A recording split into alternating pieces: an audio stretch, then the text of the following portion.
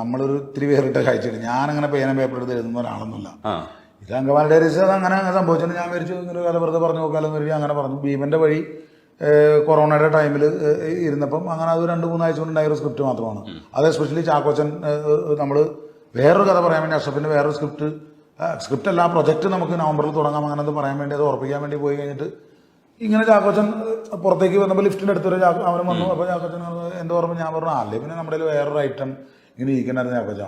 അതുകൊണ്ട് ഞാൻ ഇങ്ങനെ എന്തോ ഇങ്ങനെ പറഞ്ഞു അപ്പം നമ്മൾ ലിഫ്റ്റ് വെയിറ്റ് ചെയ്യുമ്പോൾ എത്ര സമയം ഉണ്ടാവും, ഒരു 5 minutes. അപ്പോൾ ഞാൻ അങ്ങനെ പറഞ്ഞപ്പോൾ ചാക്കോച്ചൻ പറഞ്ഞു ഞങ്ങൾ തിരിച്ച് ഞങ്ങളിവിടെ പോകും. ചാക്കോച്ചൻ വൈകിട്ട് വിളിച്ചിട്ട് പറഞ്ഞു അല്ല ആ പറഞ്ഞ കഥ ഞാൻ ഏത് കഥ ഞാൻ പറഞ്ഞില്ല, അല്ല അത് പക്ഷെ അത് ഒരു ഐറ്റം ആയിരിക്കും.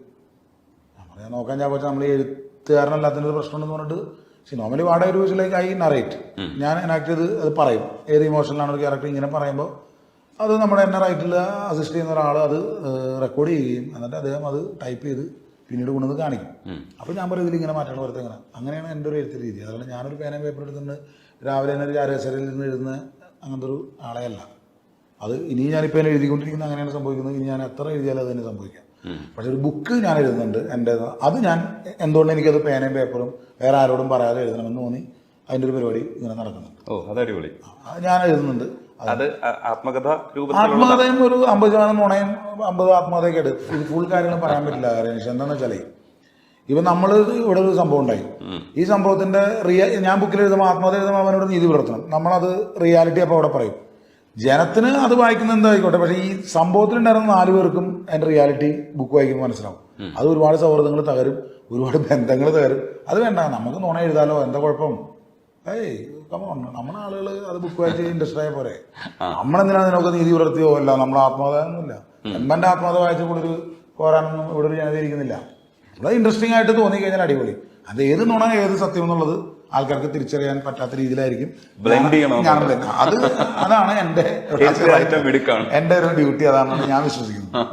അത് കൊള്ളാന്നുള്ള ഈ ആക്ടേഴ്സിന്റെ ശരീരം എന്ന് പറയുന്നത് ഒരു ടൂളാണ്. ഈ ചെമ്പനെ സംബന്ധിച്ചിടത്തോളം ശബ്ദം ഭയങ്കര പ്രത്യേകതയാണ്. എനിക്ക് തോന്നുന്നു ഒരുപാട് പേര് വ്യത്യസ്തമായ ശബ്ദങ്ങളാണ് നമ്മൾ ശ്രദ്ധിച്ചു വെക്കുന്നത്. ആ ശബ്ദങ്ങളിൽ ഒരു ശബ്ദം, ചെമ്പന്റെ ശബ്ദം നമ്മൾ പുറത്തുനിന്ന് കേട്ടാലും ഇത് ചെമ്പനാണല്ലോ എന്ന് പെട്ടെന്ന് ഐഡന്റിഫൈ ചെയ്യുന്ന ശബ്ദങ്ങളിലൊന്നാണ്. ഈ ശബ്ദത്തിന്റെ പ്രത്യേകത ആരെങ്കിലും ഒക്കെ വന്നിട്ട് പറഞ്ഞിട്ടുണ്ടോ? അങ്ങനെ ഇല്ല, അങ്ങനെ പറഞ്ഞിട്ടില്ല. പക്ഷെ ഇപ്പൊ പറഞ്ഞ പോലെ തന്നെ അങ്ങനെ ശബ്ദങ്ങളുടെ ചേട്ടാ എന്നെ കണ്ടിട്ട് അവർക്ക് മനസ്സിലായി ചേട്ടൻ അങ്ങനെ കുറെ സ്ഥലത്തൊന്നും ചോദിച്ചിട്ടുണ്ട്. അതായത് ഞാൻ ഫോണിലൊക്കെ സംസാരിക്കുമ്പോൾ അല്ല ഞങ്ങൾ ശബ്ദം കേട്ടിട്ട് വന്നേ എന്നൊക്കെ പറയാം. അല്ലെങ്കിൽ ഇപ്പൊ നമ്മളിപ്പോ ഇപ്പൊ ചില എയർപോർട്ട്സിലും ഇവിടെയൊക്കെ ഈ വാഷ്റൂമിൽ നമ്മളിങ്ങനെ ഫോൺ വെച്ചിട്ട് സംസാരിച്ചിരിക്കും. അപ്പൊ പുറത്ത് കൈ വാഷ് ചെയ്യാനൊക്കെ വന്നിട്ടുള്ള ആളുകൾ ഇങ്ങനെ ഫോണിൽ സംസാരിക്കുന്നിട്ട് അപ്പൊ അവർ പറയും അല്ല ഞങ്ങൾ ശബ്ദം കേട്ടു ചേട്ടാ, അപ്പൊ ഞങ്ങൾ